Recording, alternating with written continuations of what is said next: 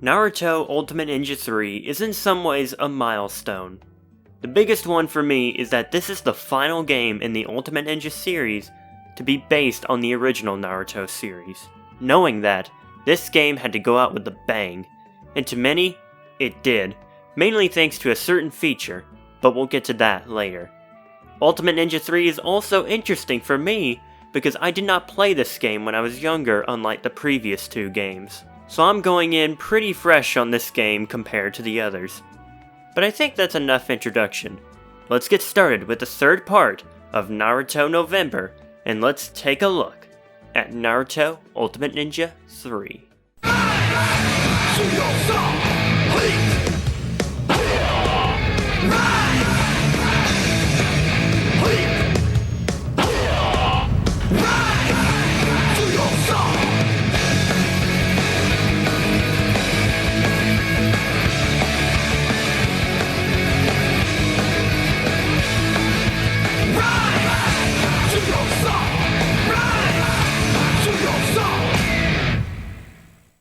Starting out with, of course, the gameplay.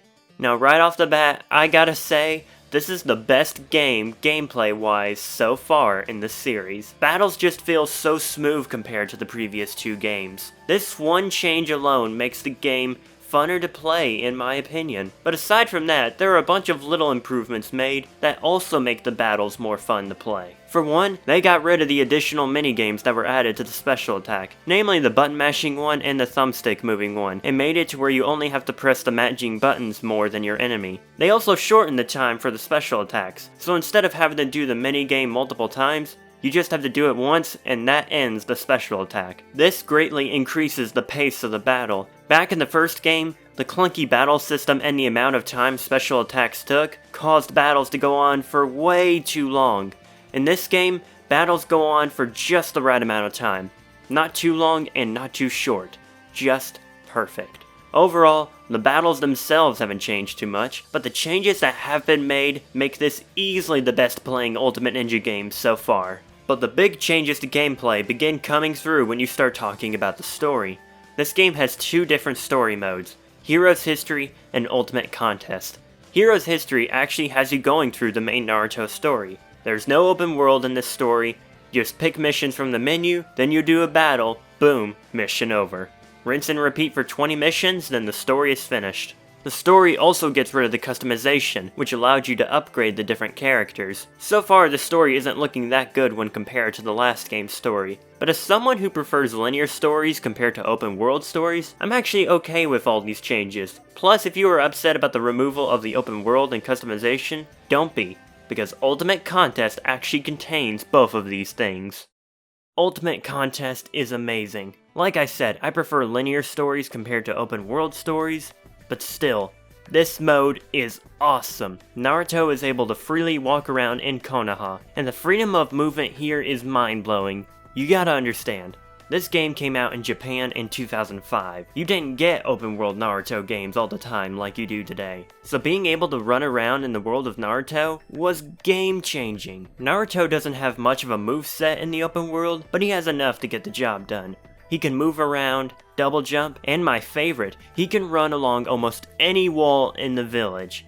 Eat your heart out, Spider-Man. Now yes, you can do other things in this mode, like side quests, missions, and fighting other characters, but you're mainly playing this mode for the free roaming more than anything else. Speaking of those side quests, you actually can't do any of them when you start the story mission. We'll talk about the story part of these modes later on, but for now, that's pretty much it as far as gameplay goes. I'm sure I am missing some details, but I feel as though I've covered the major changes. Now let's move on to the way the game adapts the look of the show. In this department, the game has made some interesting changes. This is the game where CyberConnect 2 started to move towards full CG representation of the show, and honestly, it works great here. The game does keep some of the hand-drawn style of the original games, but you could tell they were starting to move away from that style. But again, this new style works great, especially the new cutscenes. Most of the cutscenes are similar to the cutscenes in Ultimate Ninja 2, but there are new full CGI cutscenes. For 2005, these are incredible, and these cutscenes, to me at least, are the predecessor to the CG style that would later be used in the Ultimate Ninja Storm games. Overall, the art style is an improvement on the previous games, and is a nice look at things to come. Finally, you know what time it is. Let's take a look at the narrative aspects of the story, starting with the Hero's History mode, which is the recap of the canon Naruto story. This mode goes through several story arcs of the show. These include the Genin training arc, which is the intro arc for the show, the Leaf destruction arc, the Tsunade search arc, and the Sasuke retrieval arc.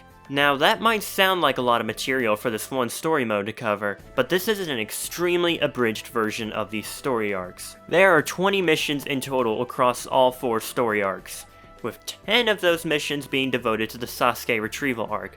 Most of the finer details of these stories are left out for the sake of keeping the plot moving. For example, during the Sasuke retrieval mission, you just move from fight to fight without really delving into the character development that the show was so focused on. Is this a bad thing? Not necessarily.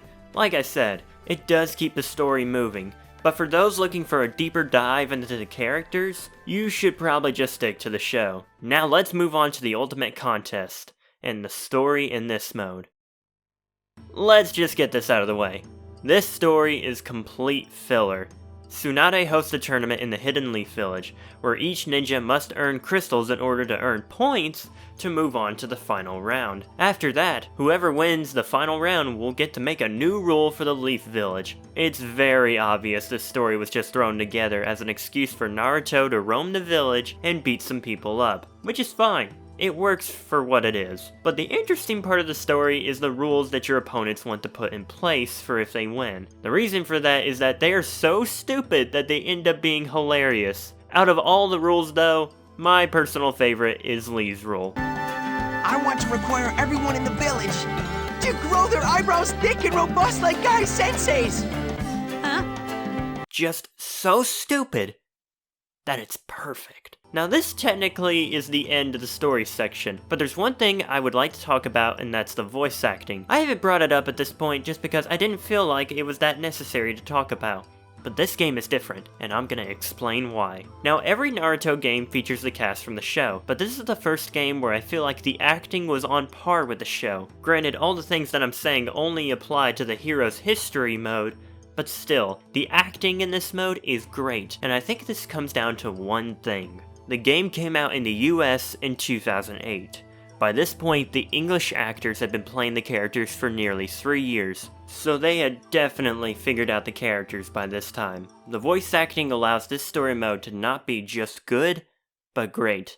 And now that I think about it, that's something I can say about the whole game. This game isn't just good, it's great. Everything here feels like CyberConnect 2 truly fixed some of the problems of the previous games. Overall, at this point, this truly is the highlight of the Ultimate Ninja series. The story mode is fun, the open world is amazing, and this truly feels like the team behind the game cared about making a great Naruto game. Overall, this game gets my stamp of approval. But we're not done yet.